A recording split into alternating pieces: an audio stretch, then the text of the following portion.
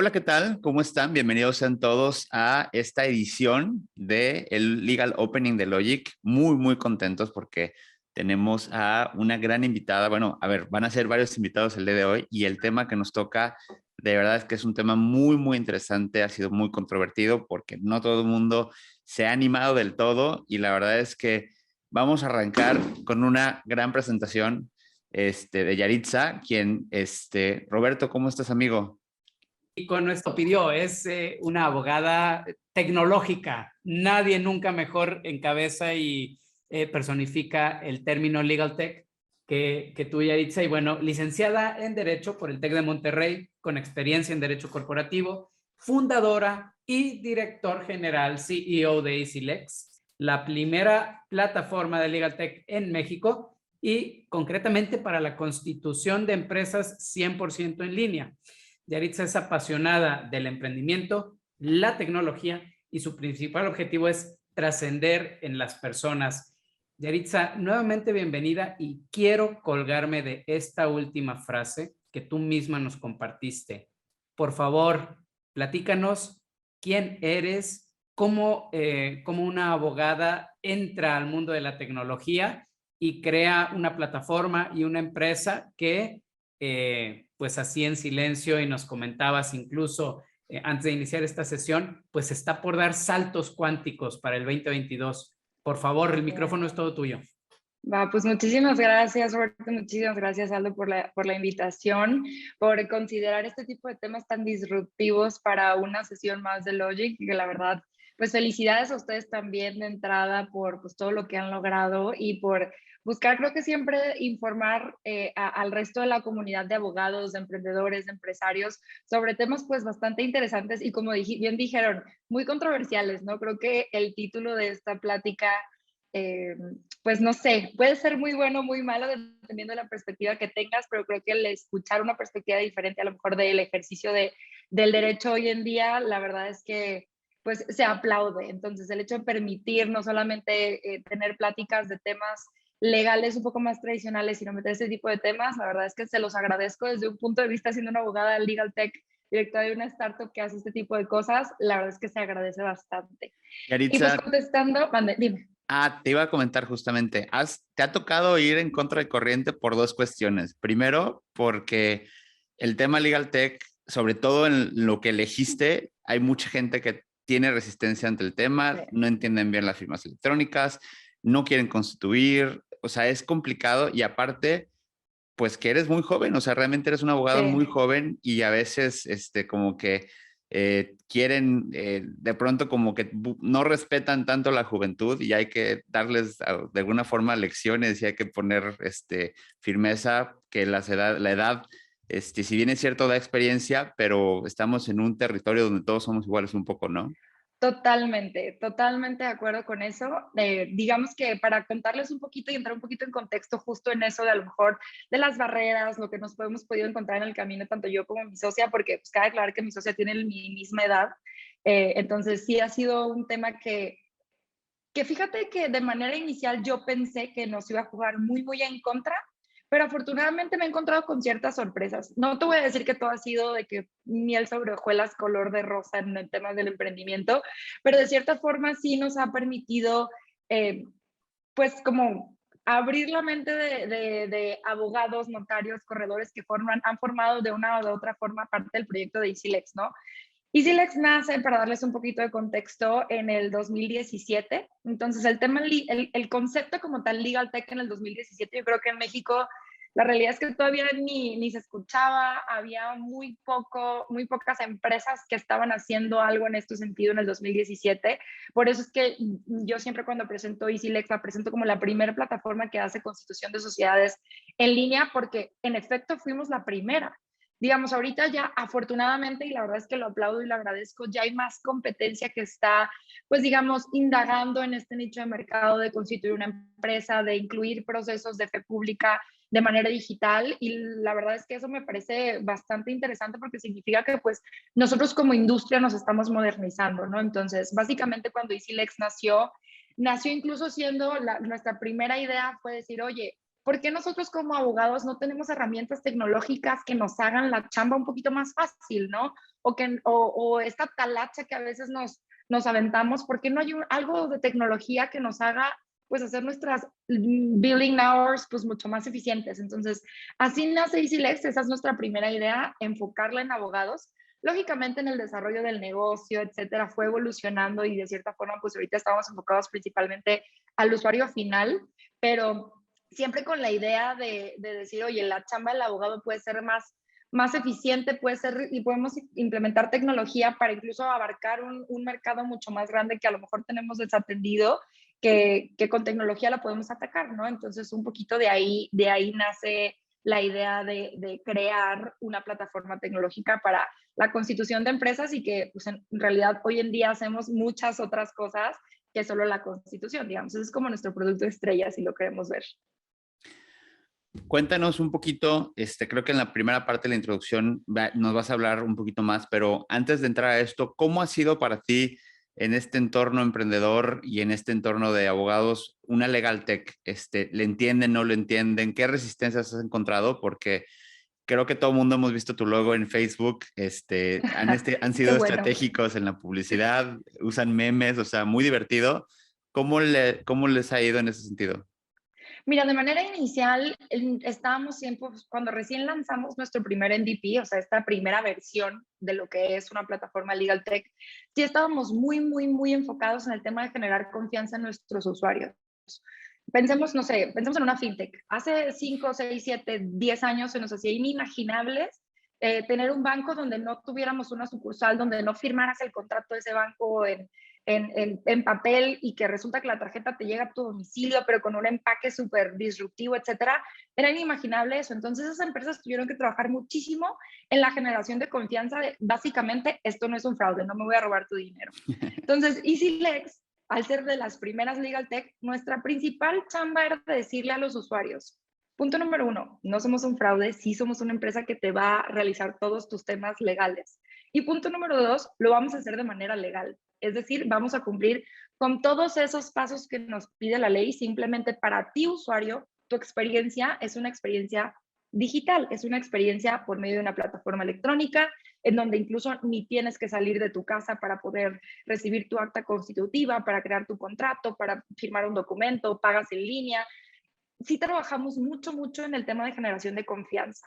Entonces, para ganarnos la confianza de los usuarios, básicamente nuestra estrategia se ha basado en generarles contenido de valor, en el sentido donde, pues supongo que a lo mejor a muchos de ustedes me han visto mis millones de reels, TikToks, etcétera, hablando temas legales con un lenguaje bastante amigable, bastante coloquial, alejándome de los términos jurídicos estrictos que nos marcan los libros de texto, pero explicado de una manera que es entendible para las personas que no son abogados, pero siempre cumpliendo con cuáles son los pasos para legalmente hacer las cosas, ¿no? Entonces, EasyLex pues se enfocó en un inicio en eso, en ganarse la confianza del usuario 100%, porque lógicamente al ser de las primeras empresas, pues si no conoces otra cosa más que una firma, más que un despacho, más que un abogado independiente al cual contratas de una manera tradicional, donde tiene una oficina física, donde lo conoces de viva voz y no interactúas con un sitio web, pues claro que ese era nuestro principal objetivo. Afortunadamente, desde el día 1 te puedo decir, EasyLex ha tenido ventas. Desde el día 1 hemos tenido clientes, hemos tenido usuarios y hicimos esta chamba como de generar expectativa en los usuarios de, oye, vamos a hacer el lanzamiento de este tipo de servicios, hay interés. Hicimos claro que todo ese estudio previo al siquiera desarrollar una línea de código de lo que es la plataforma. Y la verdad es que te digo, ya teníamos lista de espera casi previo al lanzamiento de nuestra primera versión. Entonces, de esta manera creo que como emprendedora te lo digo y creo que si hay emprendedores dentro de las personas que están conectadas, se los recomiendo muchísimo. Sí hacer sus estudios previos con encuestas, con listas de espera, con literal preguntarle a las personas que pudieran tener en sus interés en sus aplicaciones, en su negocio, para saber si no es nada más una idea que tenemos en la cabeza, porque pues buenas ideas todos nos las creemos, ¿no? Pero una necesidad de mercado no siempre existe. Entonces creo que es muy importante eso previo al literalmente invertirle tiempo e invertirle dinero a tu proyecto. Totalmente de acuerdo. Yaritza, pues bienvenida. Gracias por acompañarnos el día de hoy. este legal opening tiene como finalidad que todos entremos al 2022 con el pie derecho y estamos buscando los temas más innovadores y bueno, ¿quién mejor que tú para abrir con este tema de las constituciones en línea? Para quienes no crean que se pueden hacer, bueno, pues aquí una muestra. Así que cuéntanos un poquito más de EasyLex y cómo le hacen para llegar ahí. Claro, pues les platico un poquito de los servicios que ofrecemos nosotros como plataforma. Pues básicamente, como les decía al principio, EasyLex sí nace con nuestro primer servicio. Lo primero que hicimos en el 2018 fue constituir empresas con el proceso en línea. Afortunadamente nos ha ido bastante bien y hemos estado evolucionando en otras áreas del derecho que no es solamente la Constitución. Digo, la presentación está enfocada y lo que vengo a platicarles es de eso, pero les cuento un poco para que conozcan como la variedad de servicios o de cosas que podemos hacer con tecnología en temas legales. Entonces, básicamente, EasyLex es considerado como un Legal Management Services. Es como el concepto a nivel mundial conocido en donde nos enfocamos desde la creación de un documento hasta la parte de compliance, ¿no? De cumplimiento con las obligaciones legales que un documento genera. Cuando creas un contrato, cuando creas una empresa, cuando creas un acta de asamblea, digamos que es el inicio de X número de obligaciones legales, ¿no? Ahí empieza como tal todo, es el detonante. Entonces, en este sentido, EasyLex se enfoca no solamente en la generación de esos documentos, sino en lo que viene después, en la distribución, el envío, no sé, pensemos de manera tradicional qué hacemos. Tenemos la primera versión, la enviamos a revisión, ya sea de una constitutiva, sea de un contrato, de un acuerdo, de lo que sea, y normalmente la otra parte te la regresa con comentarios, como empezamos como esta negociación. Normalmente estas negociaciones, ¿cómo se realizan? Se realizan vía correo electrónico, con reuniones, en tiempos de COVID, con videollamadas, etcétera. Entonces, nuestra plataforma está enfocada en centralizar y automatizar todos estos procesos para que los puedas hacer en una sola aplicación, tanto la creación como el envío a revisión, el llevar un histórico de las diferentes versiones por las que ha pasado un documento, porque como buenos abogados decimos que los documentos son vivos hasta el momento en que se firman, incluso en ese momento continúan vivos porque pueden recibir modificaciones. Entonces, para que todo ese proceso lo lleves a cabo en una misma aplicación e incluso enviarlo a firma electrónica, ya sea firma digital o sea firma electrónica avanzada, igual dentro de la misma aplicación y de esta manera tus originales sean documentos electrónicos, ¿no? La realidad es que si nos ponemos a pensar en otros países, teniendo Estados Unidos como, digamos, lo más cerca y lo que normalmente conocemos, el hecho de contar con documentos digitales es algo que tienen 10, 15 años haciendo, ¿no? Y que en México el usar firmas electrónicas tiende a ser algo bastante nuevo. Y de esta manera hay mucha gente que no conoce exactamente para qué sirve, ni siquiera saben si firmar un documento electrónico es legal, si lo llevas a un litigio, cómo lo presentas, como hay bastante desconocimiento en ese sentido. Entonces, lo que hacemos nosotros como plataforma es obviamente brindar mucha información relacionada con ello para que la gente sienta confianza en el usar firmas electrónicas dentro de los documentos, ¿no? Pero no solamente nos quedamos ahí, sino al firmar documentos de manera electrónica, pues tus originales son electrónicos. Entonces, de esta manera, digamos, eliminamos el papeleo legal para tener algo que nosotros le llamamos como Smart Repository, en donde tienes organizado de manera digital toda tu documentación, desde actas de asamblea, contratos, actas constitutivas en este caso, ¿no? Y de ahí nos brincamos a la parte de compliance. Esta parte de compliance es algo que nosotros como empresa ya tenemos desarrollado, pero que está en crecimiento. Antes de entrar a la plática, le comentaba a Aldo que nosotros actualmente nos encontramos en levantamiento de capital como startup con el objetivo de crecer esta parte del negocio que nosotros tenemos, ¿no? La parte de compliance para incluir tecnología como Natural Language Processing, inteligencia artificial, con el objetivo de modernizar mucho más la parte del cumplimiento y las obligaciones que se detonan al generar cualquier tipo de documentos legales, ¿no? Entonces, un poco la empresa EasyLex está creciendo muchísimo en ese sentido y pues nos enfocamos en estos, digamos, 4 pilares de lo que hacemos, con el objetivo de brindarle mayor seguridad, facilitar la operación de las empresas en cuanto al papeleo legal. Y aquí tengo un ejemplo que la verdad me encanta siempre compartirlo. Nosotros, una de nuestras empresas hermanas, por decirlo de cierta forma, que forma parte del mismo portafolio de inversión que EasyLex, hace factoraje financiero. Entonces, esta empresa de factoraje financiero se constituyó con nosotros en el 2018 contrató a su personal por medio de nuestros contratos individuales de trabajo y prestaciones de servicios, tienen relaciones de todo. Y cuando comenzaron a operar, cuando ya tenían su MVP, pues hacen factoraje financiero mediante una plataforma electrónica. Entonces se imaginarán la cantidad de documentos que tienen que firmar con los inversionistas, con los proveedores, clientes. Para una transacción tienen que firmar en promedio entre 6 y 8 documentos. Y tienen clientes, lógicamente, alrededor de toda la República. Entonces, básicamente, su operación sería impensable llevarla en papel. Están cerrando transacciones de manera diaria, un número muy, muy elevado. Entonces, de cierta forma, EasyLex lo que hizo fue meterse dentro de su operación y básicamente para que esta empresa de facturaje financiero pueda operar y pueda literal desarrollar su negocio, necesita una plataforma legal tech como nosotros. Y lógicamente no se van a poner a desarrollarla por su propio lado porque no es su negocio, pero de cierta forma forma parte indispensable para su operación. Entonces es un poquito la idea que EasyLex tiene respecto de ofrecerle un servicio directamente al usuario final, directamente a las empresas, ¿no? Entonces, y es ahí en donde nosotros nos encontramos creciendo muchísimo como empresa. Entonces, digo, obviamente, esta plática ya la voy a enfocar un poco más a la parte de constitución de sociedades mercantiles y sé que es la carnita de la sesión, pero quería contarles un poco como de todas las posibilidades de lo que es una empresa legal tech y de la principal ventaja que EasyLex tiene como empresa frente a los competidores, en donde pues normalmente una empresa legal tech se enfoca solamente en una parte. Pensemos, solo la administración, solo la firma, solo que subas documentos y los firmes, pero no como en esta cadena completa que les digo, en otros países se conoce como Legal Management Services, ¿no? Entonces, nada más para darles un poco de contexto.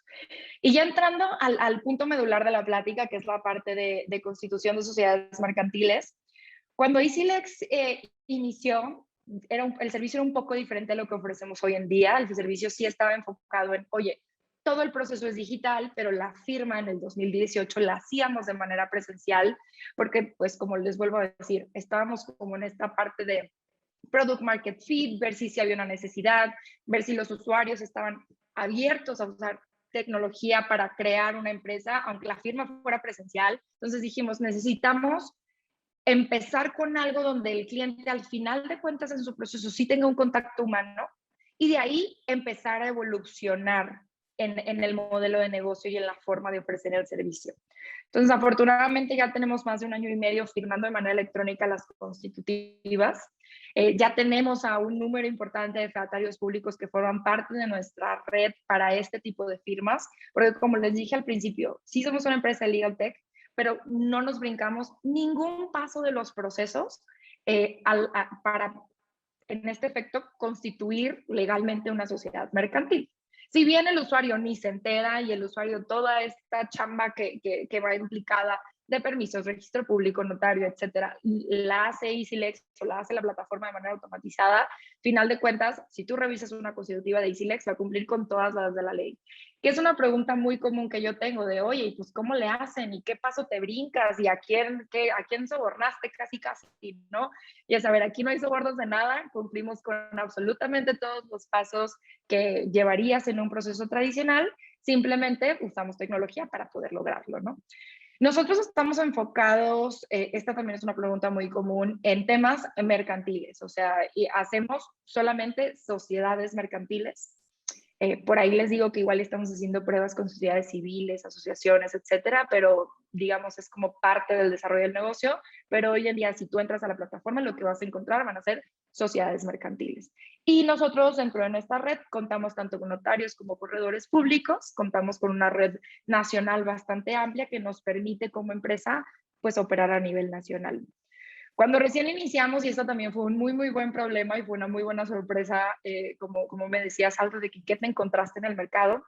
Cuando recién lanzamos muy pequeñitos, lanzamos muy locales. Fue como Guadalajara, Ciudad de México, Monterrey, nada más. Y a ver qué pasa, ¿no?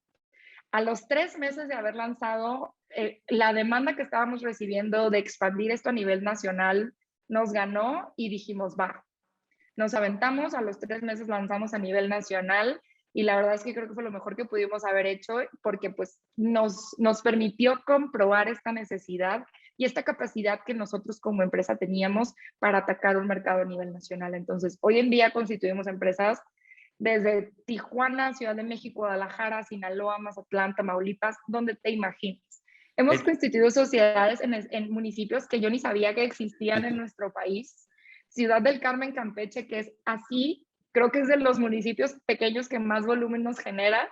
Entonces, afortunadamente, pues hemos tenido ese buen problema, vaya. Qué padre. Y justamente te platicaba, porque, bueno, preguntábamos o platicábamos antes de entrar a esta sesión que seguramente habría alguna resistencia o de alguna manera cuando la gente ve la Constitución, sobre todo a lo mejor fedatarios que no entendían cuál era el proceso, pues podrían decir, no, es que eso no se puede, ¿no? Porque es que solamente los fedatarios públicos pueden hacerlo y la realidad es que no te los saltas, o sea, los integras dentro de tu proceso. Incluyo. Exacto, pero la experiencia de usuario cambia, ¿no? Es parte Claro. de lo que se busca en este proceso, ¿no? Sí, exactamente. Como les decía, aquí no nos brincamos ningún paso. O sea, si tú vas a una notaría, vas a una correduría y ves, no sé, les haces un checklist de qué es lo que tienen que cumplir, nosotros cumplimos con ese checklist. Simplemente, tanto la experiencia del usuario final, o sea, pensemos, si no tú y yo queremos crear una empresa, tanto la experiencia del lado de administración, EasyLex no tiene un equipo gigantesco de abogados trabajando para el volumen de empresas que creamos, porque usamos tecnología a la par de este tipo de administración, igual en tema de fe pública. Tenemos esta red nacional de notarios y corredores públicos que al final de cuentas son necesarios para la elaboración final del documento, pero igual, digamos, la chamba que nosotros les mandamos, por decirlo de cierta forma, es pues un proyecto ya finalizado, ya el expediente completo literalmente de identificaciones, comprobantes de domicilio, constancia de situación fiscal, como permiso de Secretaría de Economía, todo. Cuando llega al paso final del proceso, a ellos ya les llega prácticamente listo para imprimir en sus folios, ponerles sus sellos, firmas, calcomanías y listo, ¿no? Entonces, en este caso, es por eso que nuestro proceso pues, es mucho más rápido.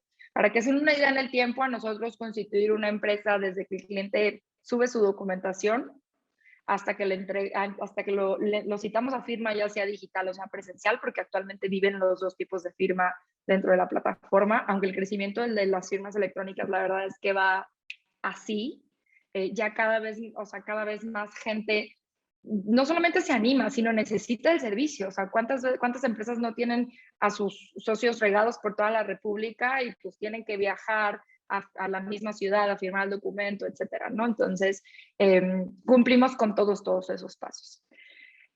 Y respecto de la pregunta que hiciste en relación con la resistencia, la verdad es que cuando recién iniciamos, vuelvo a decirles 2018, 2017, 2018, yo sí esperaba, o sea, resistencia a más no poder de esta industria, ¿no? Del gremio de fe pública. ¿Por qué? Porque tiende a ser una industria que pues sigue trabajando con las mismas maneras en X cantidad de tiempo. El tema de usar SIGER en su momento fue todo un tema. Entonces, el decir, oye, ¿cómo les voy a ir a tocar la puerta? Y yo, Yaritza, de en aquel momento, 20 y tantos años, a decirles, traigo esta propuesta y quiero hacerlo de esta forma, así dije, me van a cerrar la puerta en la cara.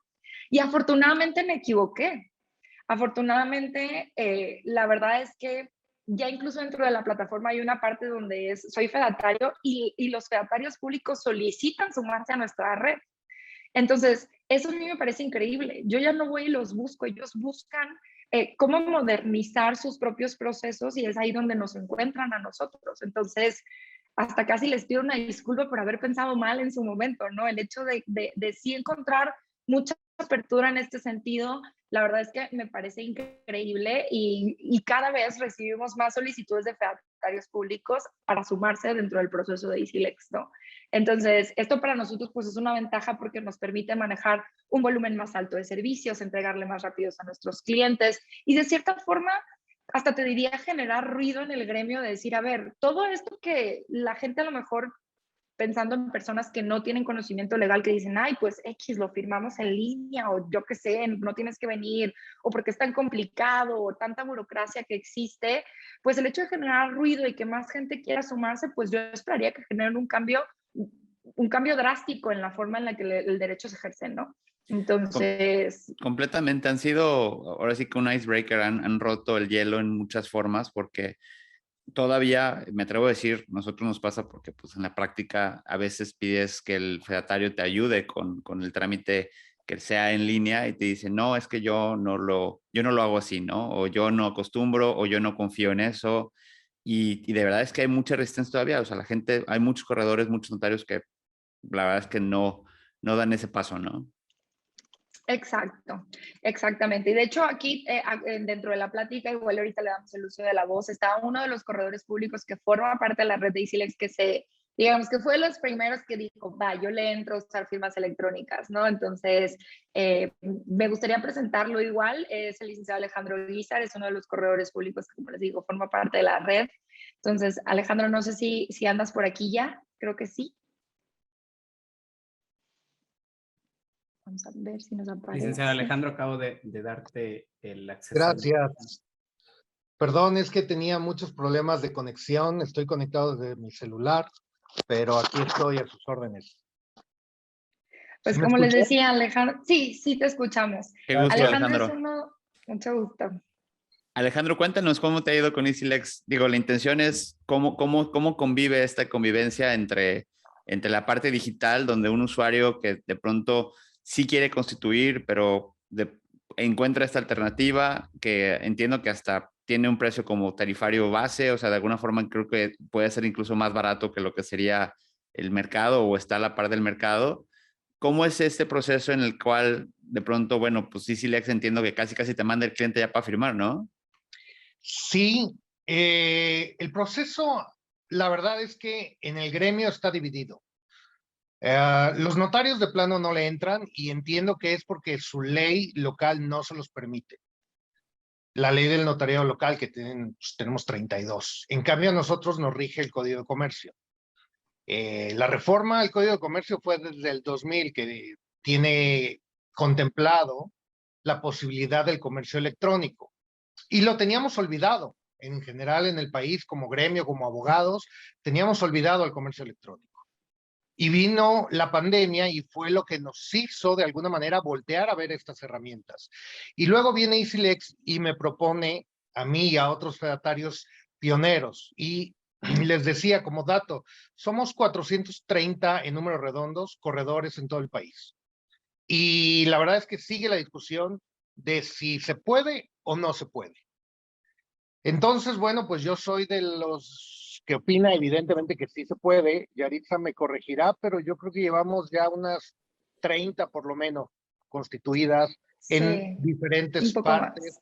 Nuevo León, Jalisco, Guanajuato, Querétaro, Sonora, Sinaloa. Estado de México, Ciudad de México, a pesar de que yo estoy en Aguascalientes, varias locales, pero claro, las locales no las firmamos con firma electrónica. Ahora, ¿cuál es la ventaja? Pues la distancia, ¿no? ¿Cuál es la ventaja? Efectivamente, EasyLex tiene este servicio con independencia de que la firma sea electrónica o no. Finalmente, EasyLex hace la chamba de recabar toda la información para el fedatario, sea notario o corredor, sea la firma presencial o electrónica.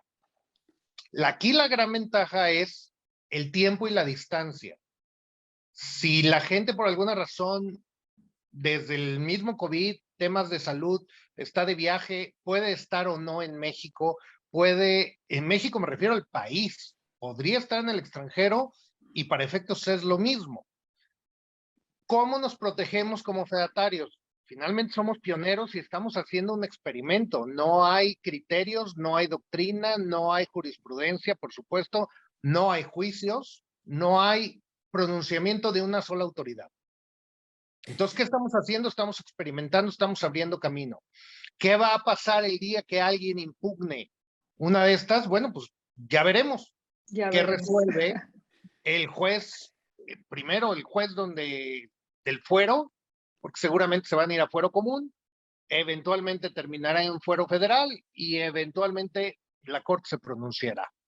Pero mientras, les puedo decir que de estas, el 90 y tantos % solicita a EasyLex el servicio, además de alta en el SAT. Y por lo menos con el SAT no hemos tenido ningún problema. ¿Qué Yo es creo lo que que...? esa parte del proceso es súper importante, y perdón que te interrumpa, Alejandro, para hacer énfasis. El EasyLex, bueno, sabemos que viene el 2022 en donde nos olvidamos de los medios remotos, pero todo este año principalmente el número de constitutivas que llevamos usando firma electrónica, te diría que es el 97%, que adicionalmente a la firma electrónica llevamos el alta al RFC. Y no solamente con Alejandro, sino con otros redatarios que también usan firmas electrónicas dentro de la plataforma de EasyLex, que están en otra localidad diferente. Pensemos, Alejandro está en Aguascalientes, tenemos otro en Guadalajara y otro en Ciudad de México. Y en las diferentes dependencias relacionado con el tema del alta al RFC, no hemos tenido ningún problema en presentar nuestra documentación firmada con firma electrónica. Y ese 3%, 4% que nos sobra, que a lo mejor pidió firmas electrónicas y ellos por su cuenta hicieron el alta al RFC, tampoco hemos tenido ningún tema al respecto en presentar una constitutiva con firmas electrónicas. Entonces, en este sentido, sí vemos, si bien no hay ningún pronunciamiento oficial en la práctica, no ha sido ningún problema. Pero sí tengo que aclarar que no ha sido, hasta donde es de mi conocimiento, objeto de estudio por el Poder Judicial, ni en fuero Confirmado. común, y mucho menos en fuero federal. Estamos abriendo brecha, hasta ahorita no ha habido ningún problema. Yo soy de la idea que se puede, porque básicamente por nuestro artículo 93 del Código de Comercio.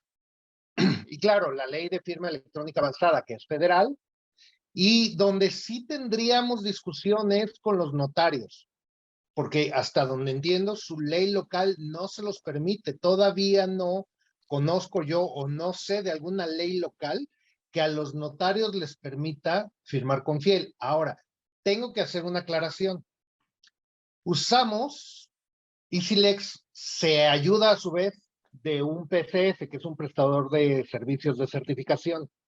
Ese PCS al final lo que genera es un documento privado que se genera un PDF firmado electrónicamente con el sello de tiempo de la UTC, que es la Universal Time Central, lo que antes conocíamos como la hora del meridiano de Greenwich, ahora es la UTC. Entonces, debo dejar muy claro que aunque venga la firma de las partes en firma electrónica y venga mi firma electrónica, ya que firmaron las partes, mi sello de tiempo es posterior, aunque sea por segundos, pero es posterior, no deja de ser un documento privado. ¿Cuándo se convierte en un documento público? Cuando yo estampo ese PDF en mi equivalente a protocolo, porque ya sabemos que los corredores no tenemos protocolo, pero en mis hojas, y cuando yo pongo mi firma autógrafa y mi sello, en ese momento se convierte en un documento público. Mientras tanto, sigue siendo un PDF firmado por particulares, aunque lo firme yo en firma electrónica avanzada en mi calidad de fedatario. La Ley Federal de Correduría Pública no reconoce todavía mi firma electrónica como firma de un fedatario, como sí lo hace el Poder Judicial. El Poder Judicial, por lo menos federal, los jueces ya pueden firmar con firma electrónica y sí sustituye su firma autógrafa. La Ley Federal de Correduría Pública no ha tenido esa reforma y entonces yo firmo 2 veces. Firmo en firma autógrafa y, repito, aún siendo yo fedatario, ese documento sigue siendo un documento privado. Se eleva a rango, digamos, de documento público cuando yo lo imprimo en mis hojas, el equivalente a mi protocolo, y cuando pongo mi firma autógrafa y mi sello. En ese momento se convierte en un documento público. Y claro, cuando expido el testimonio. Claro.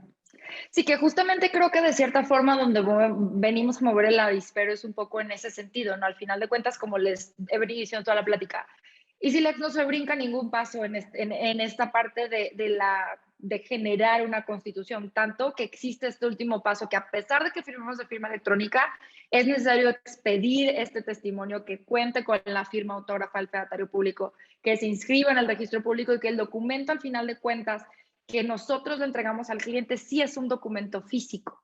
Entonces, obviamente lo que es el ideal sería evolucionar a cierto punto y que la legislación nos permitiera de cierta forma llegar a donde el documento de un acta constitutiva fuera 100% digital, que obviamente no estamos en ese punto, pero creo que esto es como bien dice Alejandro, es empezar a abrir brecha para llegar tal vez en algún momento a eso, ¿no?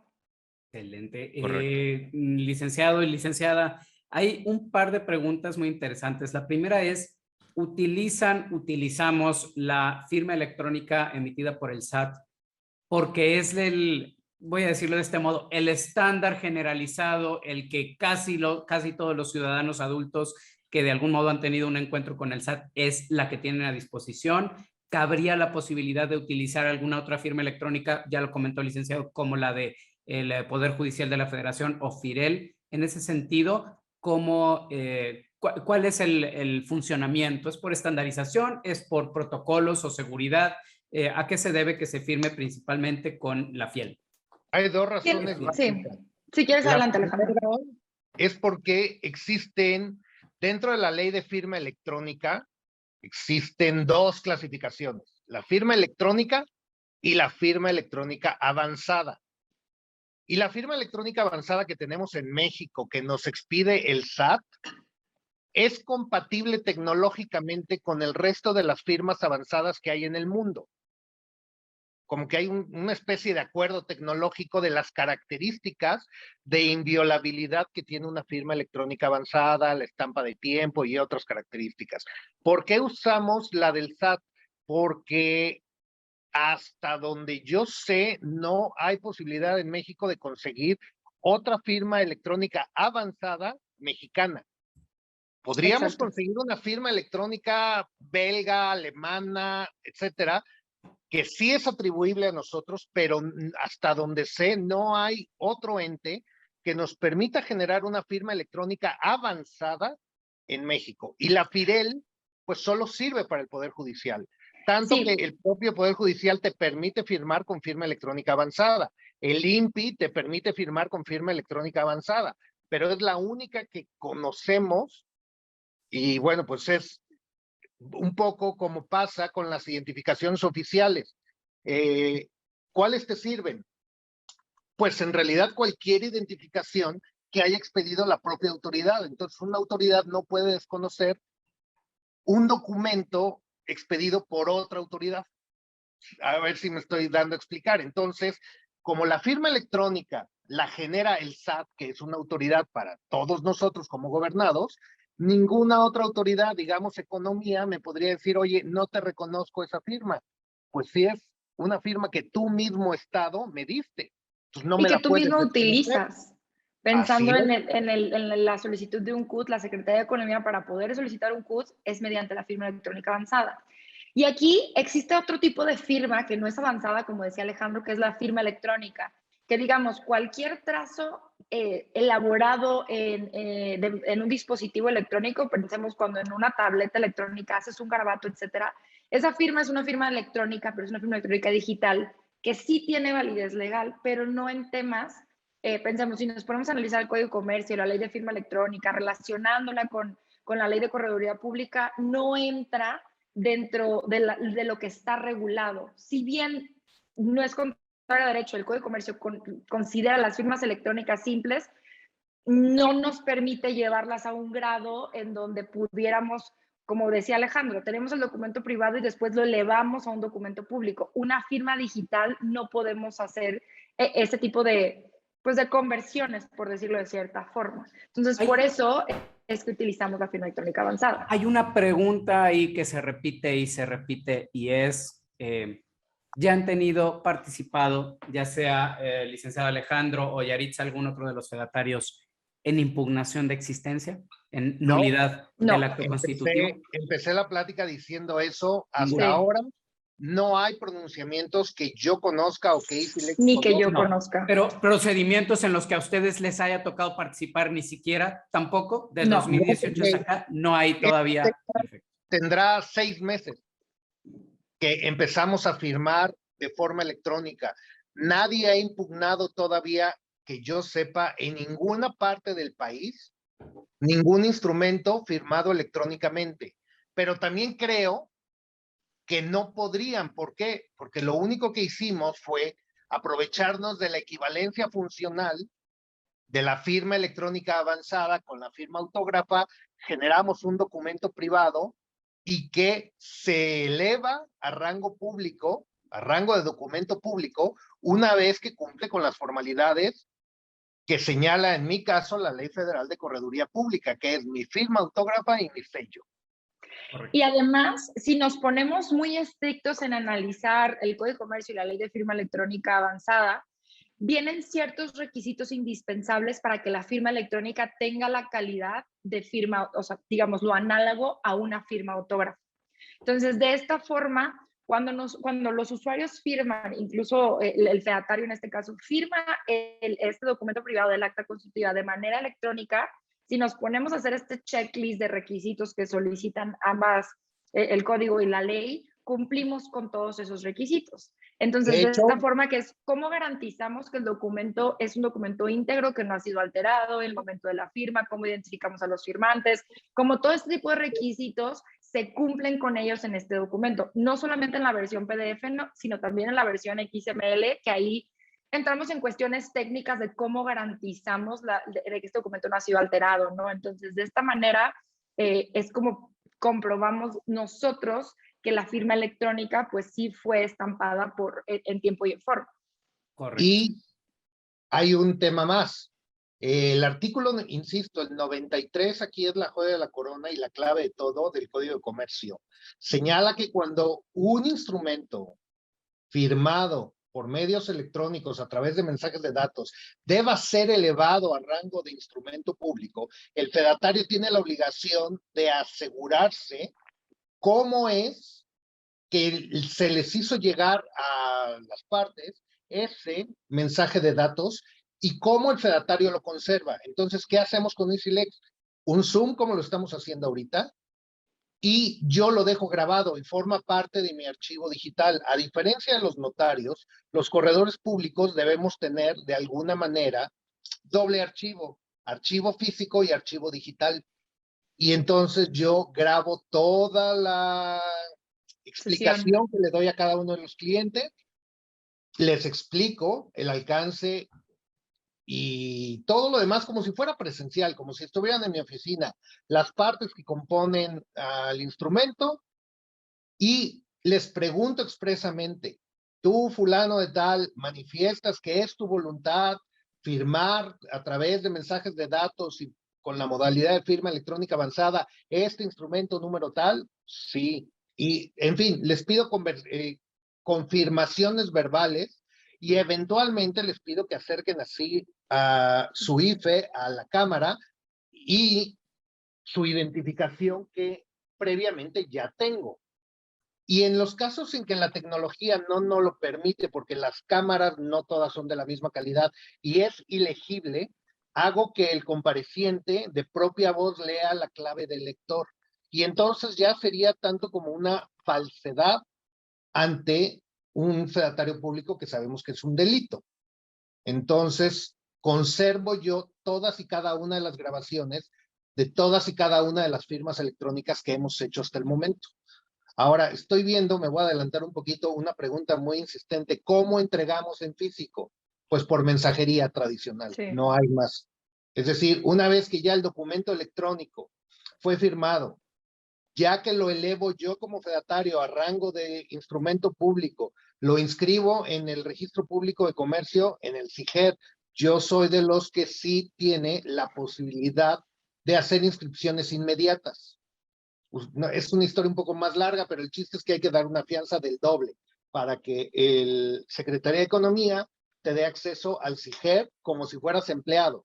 Entonces yo hago registros inmediatos desde mi escritorio, desde mi oficina, y eso me permite hacerlo en cualquier parte del país, excepto Zacatecas. ¿Por qué Zacatecas? Bueno, pues es una historia un poco más larga, pero en Zacatecas no se puede. Como que Zacatecas y el CIGER no se llevan. Entonces, una vez que yo hago la inscripción inmediata en cualquier parte del país, excepto Zacatecas, expido el testimonio normalito, en físico, con independencia si lo damos de alta o no en el RFC. Y durante la videoconferencia, yo le doy al cliente mis datos. Me escriben, me mandan el domicilio y por mensajería tradicional yo les tengo que enviar físicamente su testimonio. Y además se los mando en digital. Sí, que es justamente un poco lo que decíamos al principio. Al final de cuentas, en este momento, de acuerdo a la legislación, un acta constitutiva tiene que ser física para que en realidad exista una sociedad. El instrumento digital o la versión digital del documento continúa siendo un documento privado, no tiene calidad de un instrumento público. Entonces, por eso esta última parte del proceso, pues es un proceso, digamos, manual en donde se imprime el documento en estas hojas, se ponen los sellos correspondientes y entonces, una vez finalizado el testimonio o la póliza, se les hace llegar a los socios de la empresa. Y le repito, yo por lo menos se los mando digitalizado, pero ya con mis sellos y mis firmas. ¿Por qué? Porque hoy todo mundo lo necesita. Entonces, en vez de desarmar mi instrumento y sacarle fotocopias, llevarlo a un Office Depot, un Office Max, porque no todo mundo tiene escáner tamaño oficio, yo como servicio al cliente se los entrego ya digital. Y entonces, pues si lo pierde o no, no pasa nada, me lo pueden pedir las veces que sea, porque yo sí tengo la obligación de conservarlo en mi archivo electrónico y así el cliente tiene la facilidad de imprimirlo incluso a color y no lo estaría falsificando y lo puede, en vez de fotocopiar, imprimir las veces que quiera y las veces que necesite. Para cuando vas al banco, para cuando te piden una copia simple en un juicio laboral, pues llevas tu fotocopia o tu impresión de mucho mejor calidad que una fotocopia y llevas tu original solo para cotejo y entonces tu original pues siempre va a estar ahí, digamos, protegido, ¿no? Y bien cuidado, bien presentado. Exacto.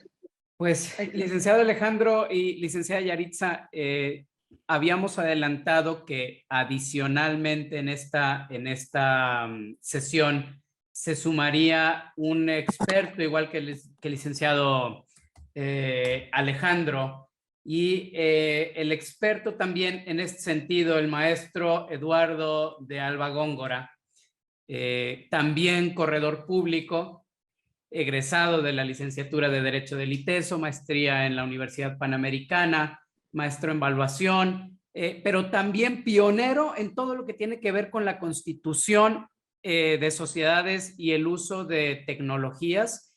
Y me encanta que tengamos o que podamos tenerlo aquí porque adicionalmente ha servido en el Colegio de Corredores Públicos del Estado de Jalisco en varios puestos, actualmente secretario incluso ahí, y lo invitamos también para que nos ayude a entender la perspectiva del gremio.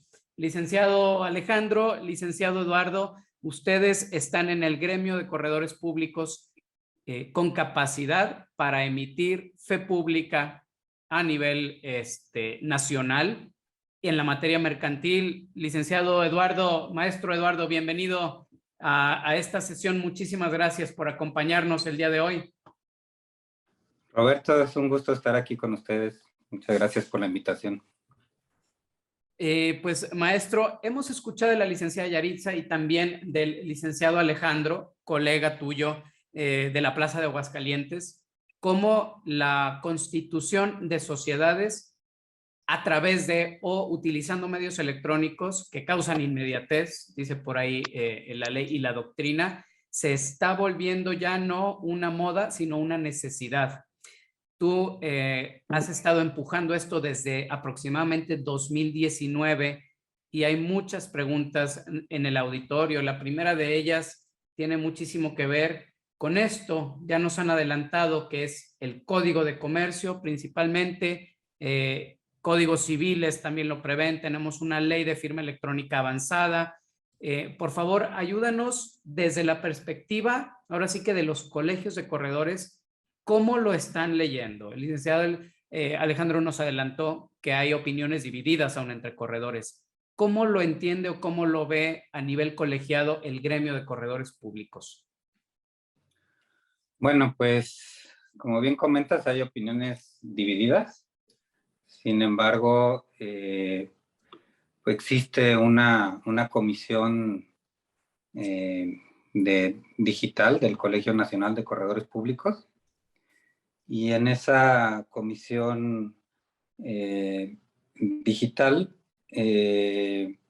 pues hay una apertura plena a los medios electrónicos, y no solo apertura plena, también se trabajó en la reforma del reglamento de la Ley Federal de Correduría y en unos lineamientos que están ya también en proceso en la Secretaría de Economía, que creemos como corredores en el Colegio Nacional que no es necesario la reforma a la ley, que es suficiente una reforma. Es más, en mi opinión personal, ahí sí es personal, no se requiere ninguna reforma. De hecho, yo he constituido y he dado fe en otros instrumentos, no solo en sociedades, de manera electrónica, pero bueno, es recomendable que haya una reforma al reglamento y a los lineamientos.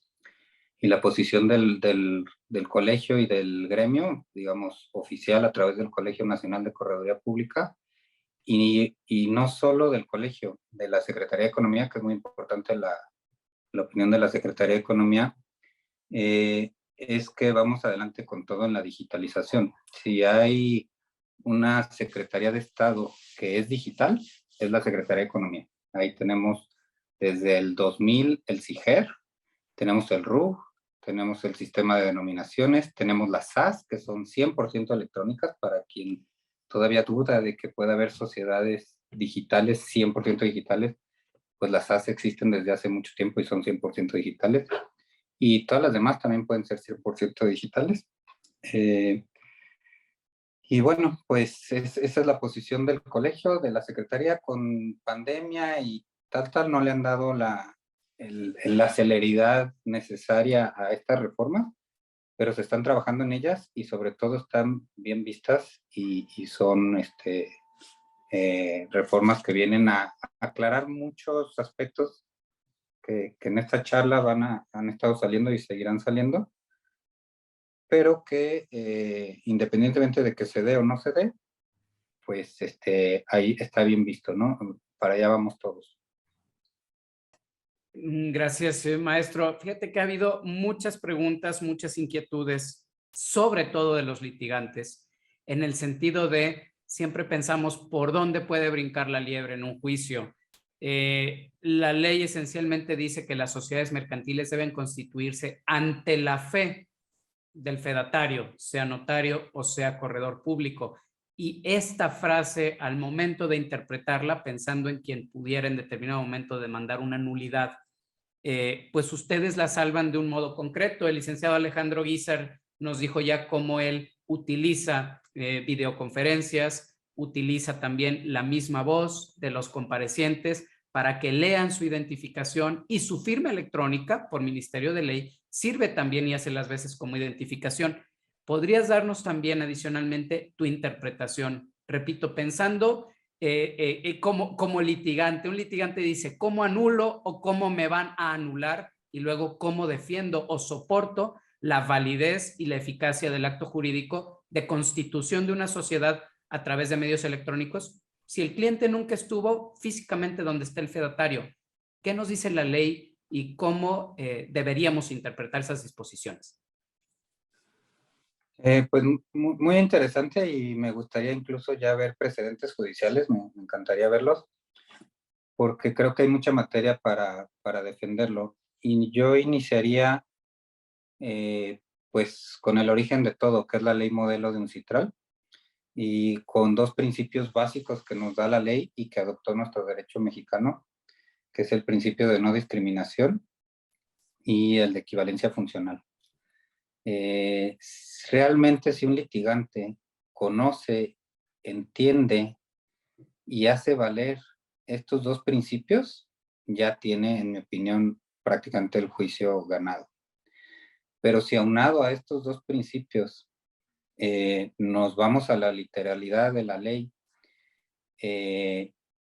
y vemos que la presencia en el mundo digital se da igual. Yo creo que aquí estamos todos presentes en una reunión y que los conceptos tradicionales cambian y que estos principios nos ayudan a entender, y además de manera genial, porque ¿qué fue lo que hicieron los que idearon la ley modelo? Dijeron, en lugar de reformar miles de leyes y millones de disposiciones jurídicas, vamos adaptando y vamos creando la figura del mensaje de datos que sustituye el papel, y vamos creando el principio de no discriminación, diciendo que no porque un acto jurídico conste en mensaje de datos, no va a ser reconocido por la ley. O sea, no lo podemos discriminar.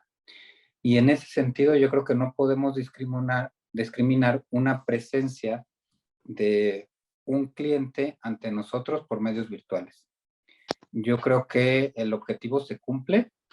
Nosotros ahorita estamos interactuando, yo puedo conocer que tienes capacidad jurídica, puedo advertirte el valor y consecuencias legales del instrumento que estás firmando, de la misma o inclusive de mejor forma que en el mundo físico análogo. Entonces, para mí la presencia física hay que entenderla en su contexto, y también tenemos legislación y principios que nos ayudan a hacer una interpretación amplia del derecho. Sabemos que hay muchos abogados que son positivistas.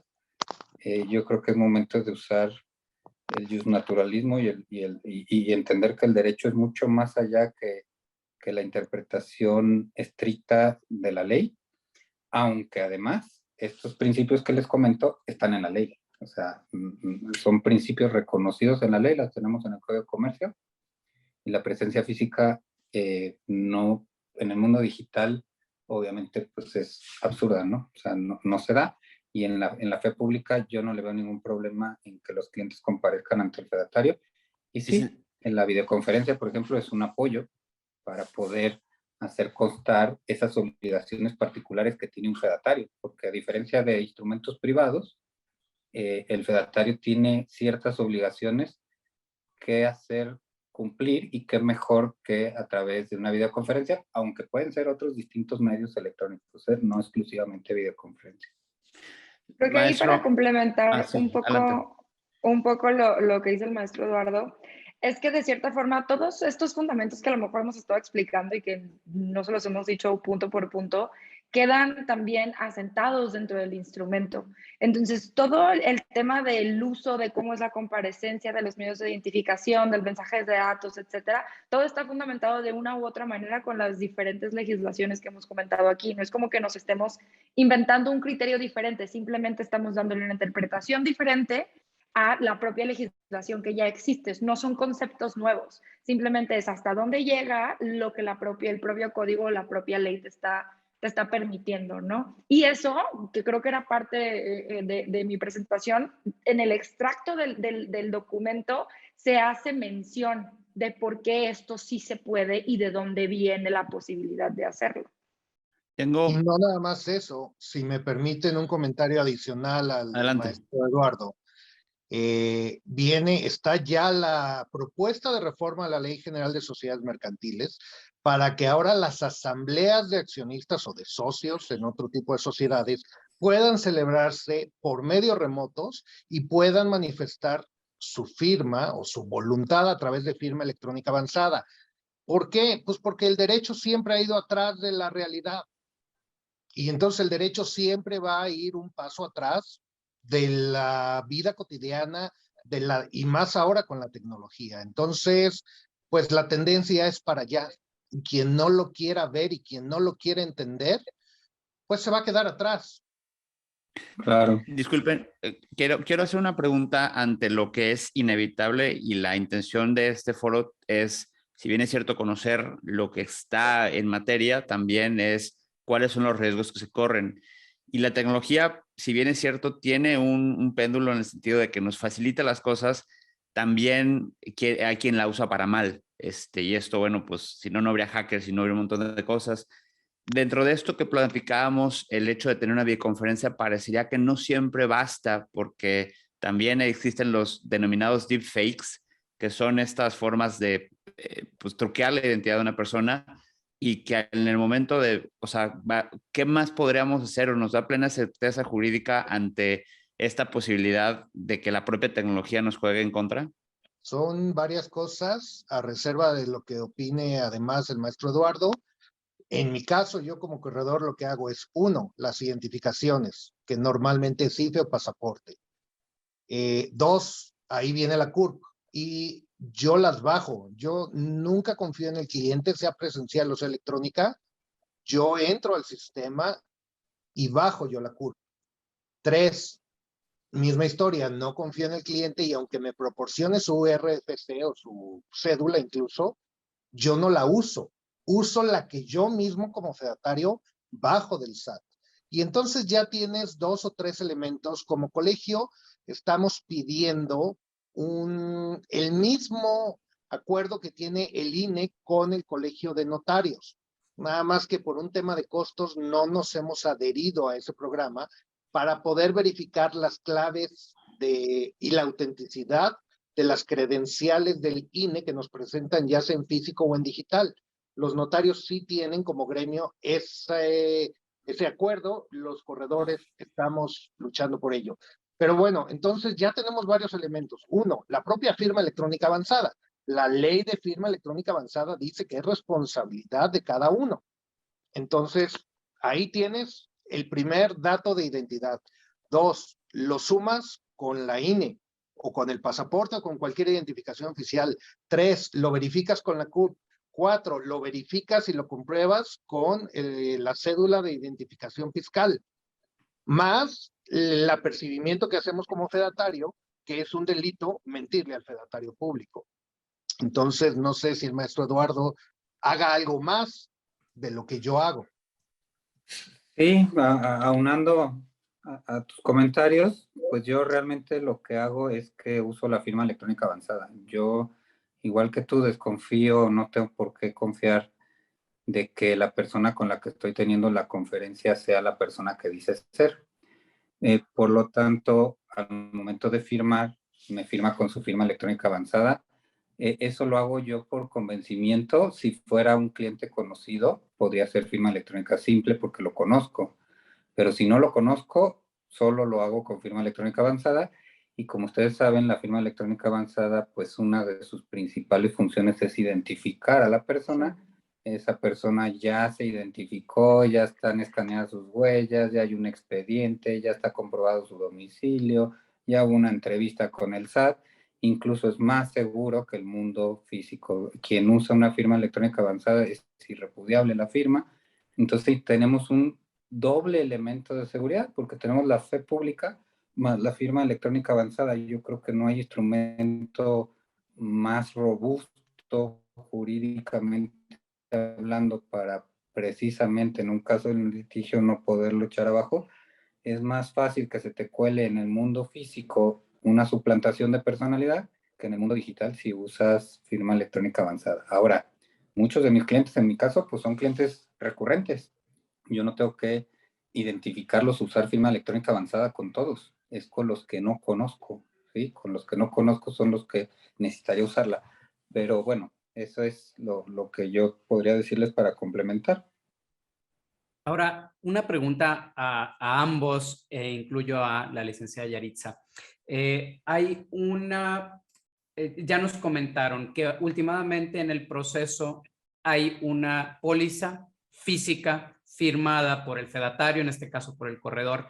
Sin embargo, hay legislaciones locales que prevén para notarios el protocolo electrónico y en el caso de los corredores, la ley de correduría pública y su reglamento prevé el equivalente de todo, el espejo también a nivel electrónico. Aquí la pregunta es, ¿cabe la posibilidad de un acta constitutiva como documento que nazca completamente electrónico o para eso sí tendríamos que esperar una reforma?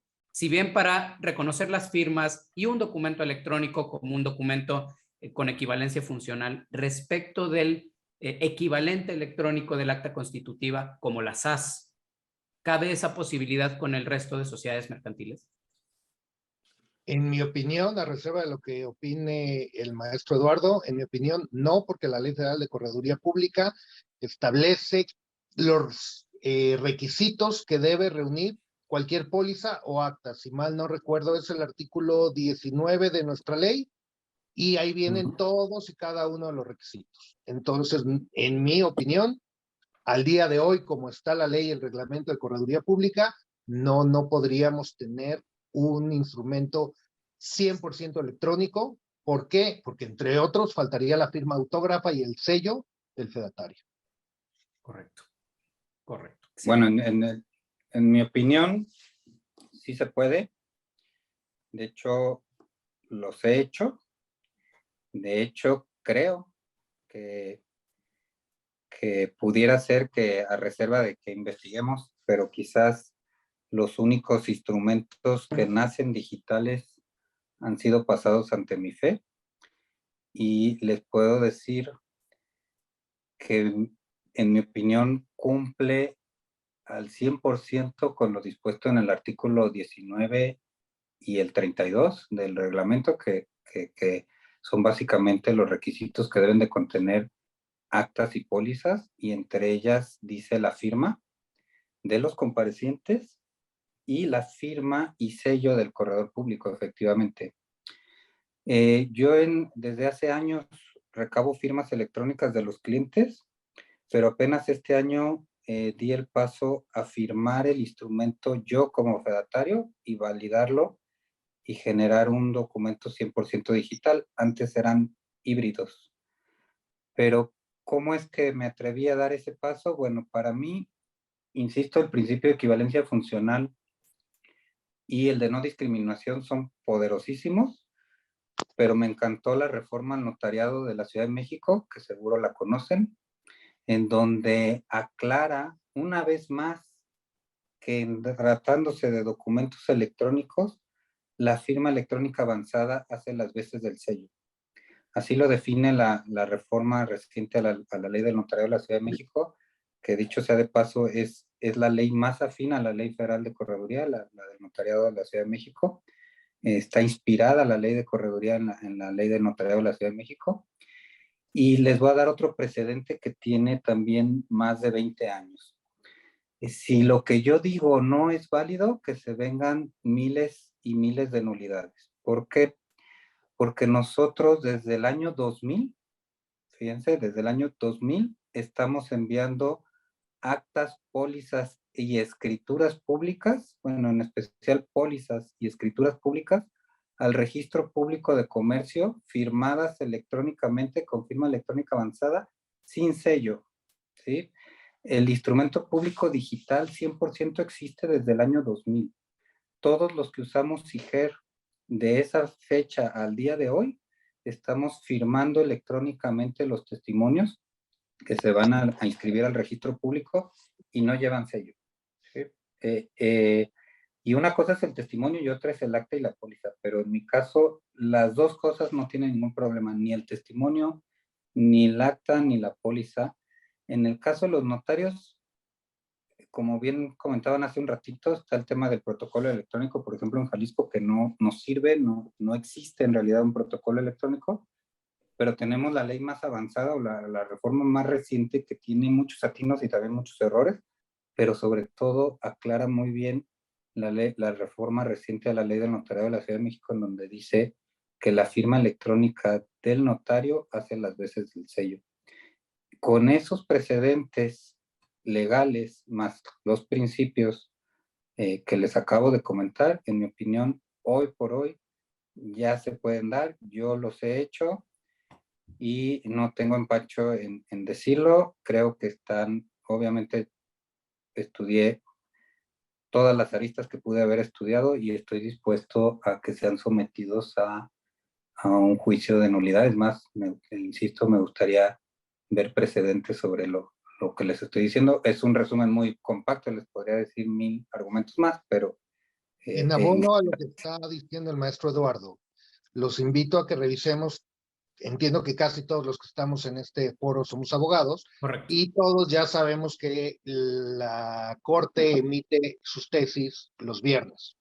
El de hace 15 días, revísenlo por favor, por curiosidad, y vienen 6, 8 precedentes, todavía como tesis aisladas, del Poder Judicial. Justo lo que les decía hace rato, los jueces ya están facultados para firmar sus sentencias con firma electrónica avanzada sin sello, sin el sello físico que pone. Claro, el Entonces, sello en el para mundo allá vamos. digital, el sello en el mundo digital desaparece.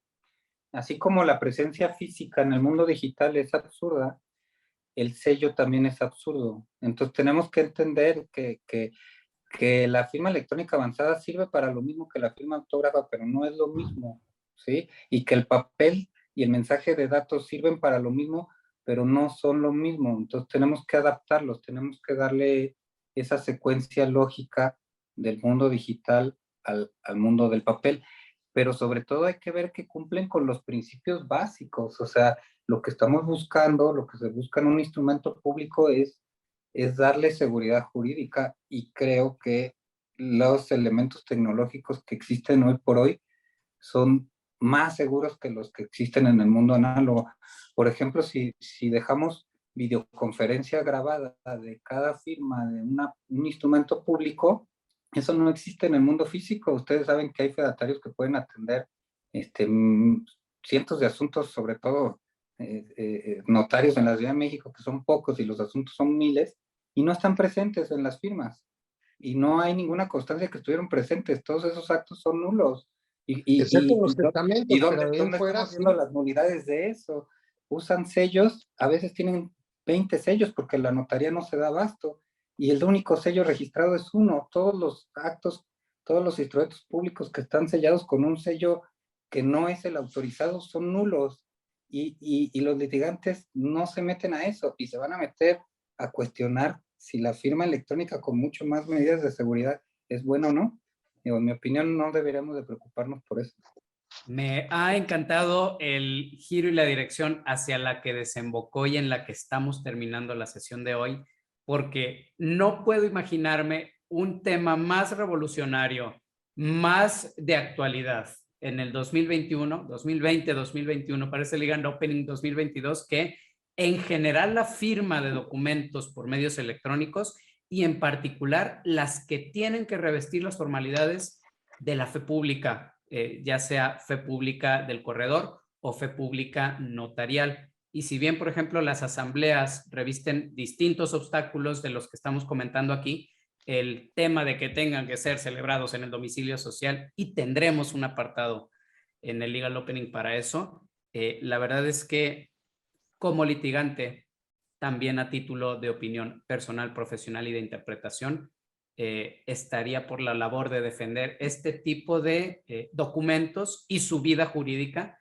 en el juicio, precisamente por los principios y con las medidas que ambos, el licenciado Alejandro, el licenciado Eduardo, nos han puesto enfrente, y utilizando todas esas medidas también y herramientas que Isilex y Yaritza nos has puesto también aquí enfrente y a disposición. Parece que el futuro llegó y simplemente no nos dimos cuenta, nos alcanzó y nos rebasó, y tenemos aquí 4 exponentes, me atrevo a meter también a nuestro director general, que autorizó también desde el 2021 la constitución de sociedades dentro del LOGIC a través de medios electrónicos. También lo hacemos, también lo defendemos, pero no queríamos que lo escucharan de nosotros, queríamos que lo escucharan de la boca de los fedatarios con todos los fundamentos legales, y de la boca de quien profesionalmente lo hace por cientos.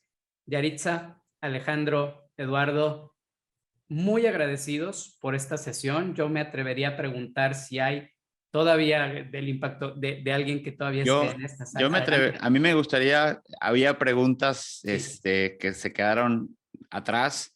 Si alguien todavía tiene dudas, si alguien quiere poner sobre la mesa algún cuestionamiento, creo que es un excelente momento, porque tenemos a 2 corredores de avanzada que dicen, yo te respondo, así que por favor aprovechen, porque esto... Alejandro por ahí dice que él... Adelante, Alejandro, por favor. Roberto empezó diciendo, su último comentario, que no se podía imaginar un tema más interesante y controversial. Roberto, te voy a proponer uno, que Venga. Hoy todavía no tengo clara la respuesta, y a ver si el maestro Eduardo nos ayuda. ¿Se puede testar, salvar y entrerenglonar un documento firmado electrónicamente? Uf, qué? qué complicado. Porque No se puede. existe la posibilidad de equivocarse. Como Claro. seres humanos. Claro. Y lo va a entonces ver, lo va a ver. ya está firmada la póliza Sí. electrónicamente. Pero insisto, esa póliza, bueno, ese instrumento es un PDF firmado electrónicamente, tiene un XML y resulta que tiene un error en lo que quieras, en el nombre de una persona, en el apellido. Lo que Es un sea. documento Fe de privado. ratas, Alejandro, no hay más que fe de ratas.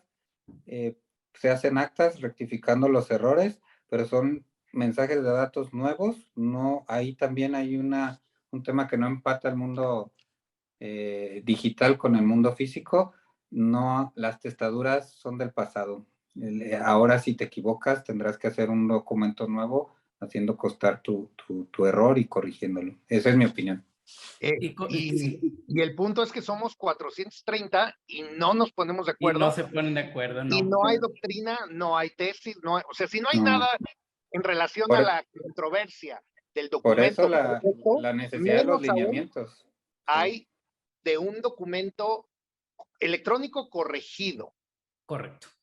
Sí, todavía peor que un documento nacido electrónicamente ante la fe pública de un corredor o de un fedatario en general es un documento corregido. Y para los que a lo mejor están un poquito perdidos, les recordamos por qué uno de los principios básicos de los mensajes de datos respecto de su eficacia, validez y autenticidad es que sea completamente inalterado. De hecho, una vez firmado un documento y si se utilizaron todos los parámetros, concretamente también los de la norma oficial, tenemos una norma oficial respecto de la existencia, nacimiento y resguardo de mensajes de datos. Ese es uno de los elementos para poder dar eficacia y validez jurídica a cualquier mensaje de datos. Su integridad y su inalterabilidad. Entonces, sí, correcto. Definitivamente todavía un tema más controversial. Coincido con lo que nos han dicho ustedes.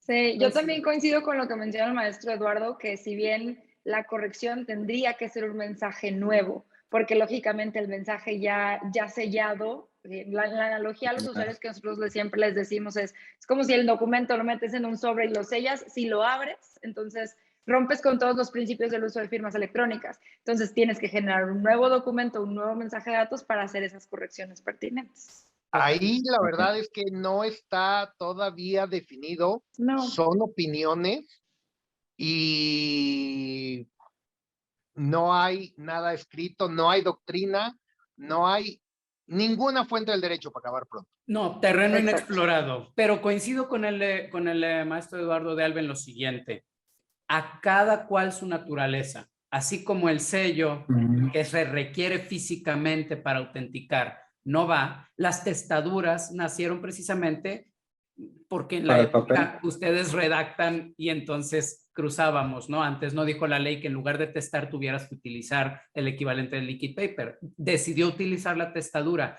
Y sí creo que a ustedes y en general a los fedatarios, una de las modificaciones que probablemente vendrán en lineamientos y o en reglamento, tiene que estar en sede legal o por lo menos reglamentaria, será el cómo hacer constar, no corregir, hacer constar errores y la información correcta. Así es correcto. En el proyecto de lineamientos así viene, es un mensaje de datos nuevo para no ir en contra de los principios de inalterabilidad y tal, ¿no? O sea, es un mensaje nuevo. No necesariamente implicaría la firma de los otorgantes. No, porque puede ser fe de ratas del fedatario, depende, porque dependerá del error. Si el error es de tu redacción, de tu instrumento o de la voluntad de las partes. Si hay un tema donde modifique la voluntad de las partes, tendrán que firmar las partes. Si es un error de dedo en el nombre del compareciente de tu instrumento, tú puedes dar la fe de ratas y la firmas exclusivamente tú. Y les adelanto cómo va a venir. Así lo están, de hecho, planteando a nivel nacional y es todos aquellos errores que sean accidentales, claramente lo que llamamos errores de dedo o del fedatario en cuanto a la redacción o lo que quiso, siempre y cuando no modifiquen obligaciones respecto del instrumento, podrán ser materia de este tipo de correcciones. Las que no, como cuando queremos modificar un acta de nacimiento o un acta del estado civil. Vete al juicio y que el juez decida, ¿no? Así es como va a ser ese tipo de cuestiones.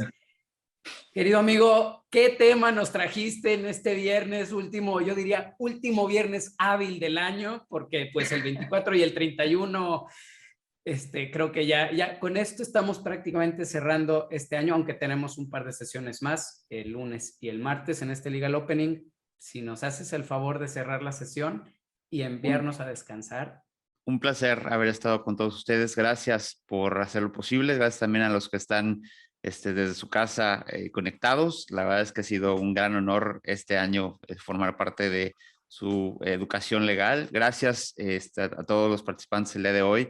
Muy honrados, de verdad, de tenerte a Yaritza, y también a Eduardo y Alejandro, que la verdad es que los puntos de vista y el estudio de avanzada que llevan hacen que son icebreakers, así y de alguna forma también al final tomar esos riesgos, porque justamente vienen los juicios, van a haber criterios, pero al aventarse y decir, sabes que yo lo hago, yo estudio y yo con esta base abro brecha, es bastante loable. Así que muchísimas gracias a todos por estar aquí. Felicidades, Yaritza, por tu proyecto. La verdad, admiramos mucho lo que has hecho. Padrísimo. Ojalá sigas haciéndolo muy bien. Felicidades por ese éxito que tuviste a final de año. Y pues poco más. Gracias a todos por estar aquí y nos vemos la siguiente semana. Gracias. Pues muchas gracias por la invitación, Aldo, y muchas gracias, Alejandro, por acompañarnos también. Con todo gusto. Muchísimas gracias a todos. Gracias a todos, hasta luego.